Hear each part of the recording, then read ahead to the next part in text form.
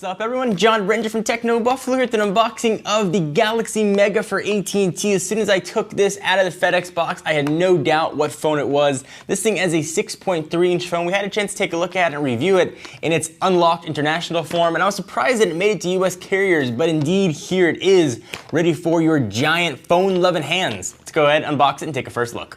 So this is a pretty typical AT&T box. They sent us this guy to review for a couple of weeks. Android 4.2 at launch, but that's not the big story here. Boom! That is the big story. This ginormous phone. I did just take out a quick start guide for obviously getting started very quickly. It's being powered by a 1.7 gigahertz dual core processor.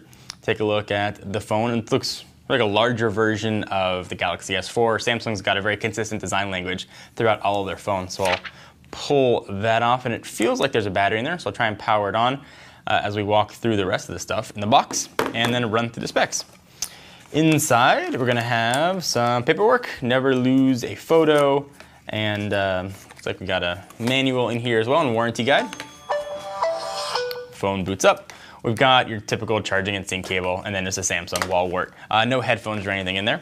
What also is in the box, I assume is already installed in the back since it's powered up, is a 3200 milliamp hour battery.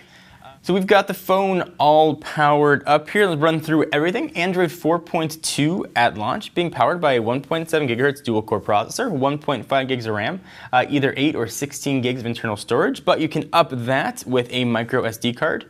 On the back, we've got an 8 megapixel camera there and a 1.9 megapixel shooter right on the front. 802.11 ABG and AC live on this guy, Bluetooth 4.0, and of course NFC. But the big story here is this 6.3-inch 1080p screen. It is a gigantic phone, and it looks and behaves just like a big Galaxy S4, or perhaps even more accurate, a bigger Galaxy S3 when you look at the spec sheet. It's a pretty impressive phone. I used it when in the international version. I enjoyed it, and it was able to fit into normal dude pants and use it just as a regular phone. I stopped using it though because it was probably a little bit on the big side.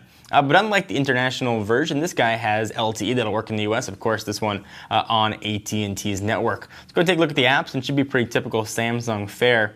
You've got all the Samsung things they've added. Their calendar application is totally proprietary. You've got Hello, you've got their messages, group play, music, story album, and all kinds of other Samsung hubby things, and S-Voice, which unfortunately you cannot uninstall. Widgets, it's got them. Some pretty nice array of widgets. I like Samsung sort of customized widgets for their devices. We'll go back to the home screen. We've got a menu button on the left and a back button on the right, and a big, nice actual physical clicky button right in the middle for going home. We've got a volume rocker up and down on the left side. On the right, power and lock button.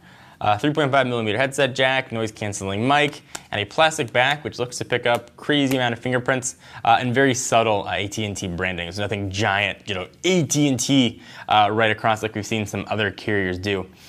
So I'm not mentioning pricing. Right now it's $149, but pricing changes on a daily basis depending where you buy it. So check your local retailer or reseller to see what this guy's going to cost when it comes to market or when it's available by you. Anything else you guys want to see about the AT&T version versus international version, be sure to let us know.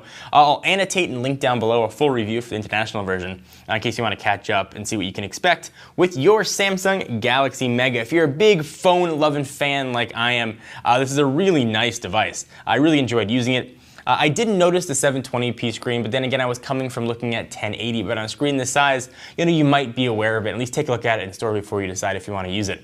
One other weird thing we noticed with the phone when we did our review, when you hold it up to your face, not only do you look kind of silly, but the phone is so big, there's almost a bit of an echo when the words come out of your mouth. It's reflecting back in, so something a little bit odd. But this will fit in your pants. It will work as a normal phone. It will give you crazy looks when you walk by, but if you want a replacement for a tablet or just one device that can do everything, this is a really good choice. Thank you guys for watching. Hope you enjoyed. Please give the video a thumbs up. It was definitely appreciated. Until next time, I am John Ranger from Techno Buffalo, and I will see you in the next video. What's up, everyone? It's Ashley. Thanks so much for watching that most recent video. If you enjoyed it, please click on the word subscribe right underneath me to get tons of more tech videos from us here at Techno Buffalo. We have got unboxings, comparisons, reviews, recaps, and everything else you can think of here on the channel. If you're in the mood for more technology, just click right over here to check out some of our most recent videos. See you next time, humans.